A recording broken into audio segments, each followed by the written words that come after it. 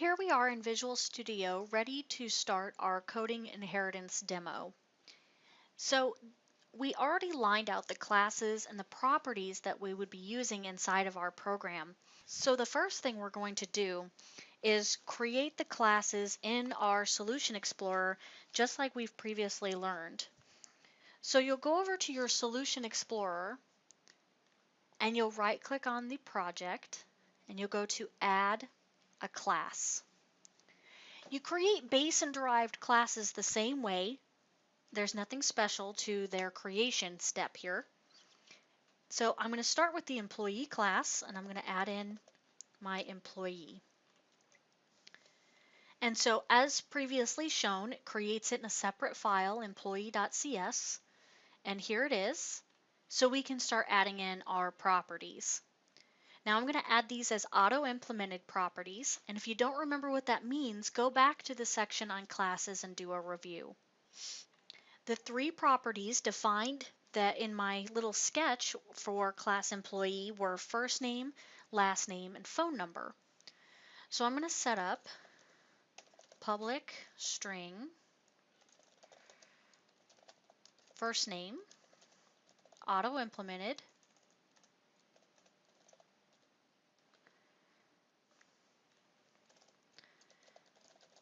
and last name,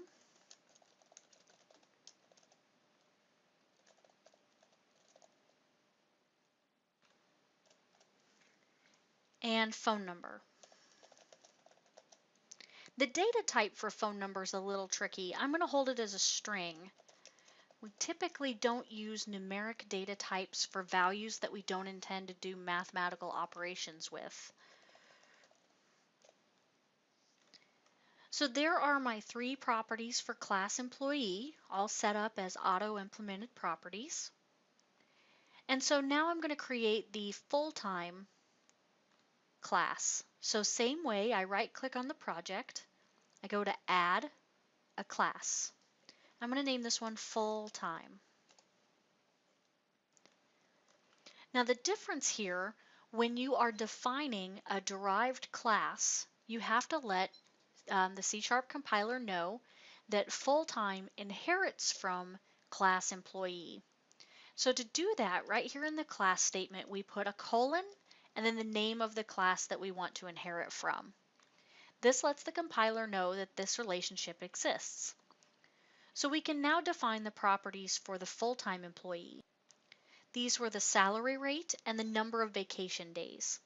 So I can do public decimal salary rate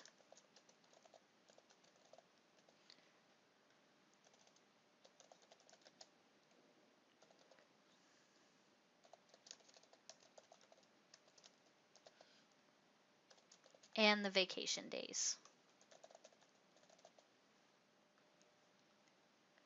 Next, I'll create the part-time class. I right-click on the project, and I go to Add a Class, and this one's going to be named Part-Time. Same with our full-time class, we have to let Visual Studio know that the part-time class inherits from the employee class. There was only one member defined in the part-time class, and that was the hourly rate.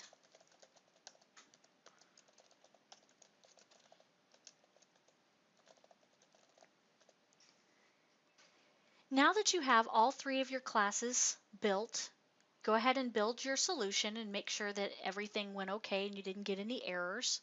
Go to Build Solution. You should see everything good, succeeded, no errors. In the next video, we'll look at how to pass data between these two objects and create instances of the class like we previously learned. It's a little different with inherited objects, so we'll look at the differences in the next video.